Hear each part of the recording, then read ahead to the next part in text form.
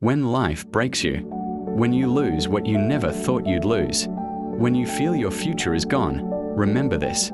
The story of Ruth and Naomi proves that God can restore you. There is still hope for you. Naomi once had a beautiful life, a loving husband, 2 strong sons, and a home in Bethlehem. But famine struck the land, and they moved to Moab in search of survival.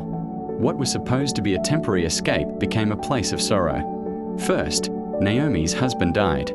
Then, after her sons married Moabite women, Ruth and Orpah, both young men died too. Naomi stood in a foreign land as a widow, childless, broken, empty. She heard the famine in Israel had ended, so she prepared to return home. With tears in her eyes, she told her daughters-in-law to stay in Moab and rebuild their lives. Orpah kissed her goodbye and walked away, but Ruth held on.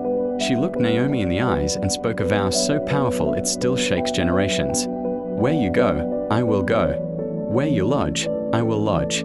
Your people will be my people, and your God will be my God. They returned to Bethlehem together, 2 widows with no money, no protection, and no future. When the women of the town recognized Naomi, she said, "Don't call me Naomi, call me Mara, for the Almighty has made my life bitter." But while she spoke of bitterness, God was already preparing a blessing. To survive, Ruth went out to glean leftover grain in the fields. She happened, by divine direction, into the field of Boaz, a wealthy and honorable man, and a relative of Naomi's late husband.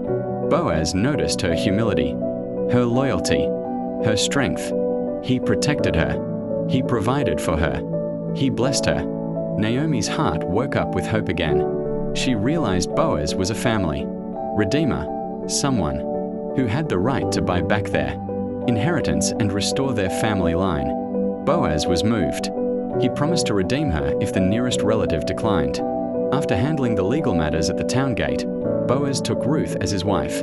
The woman who came to Bethlehem empty now carried a son. They named him Obed. The women of the town celebrated Naomi, saying, "Blessed be the Lord, who has not left you without a redeemer." And the child Ruth bore would become the grandfather of King David and part of the lineage of Jesus Christ. A foreign widow became the mother of kings.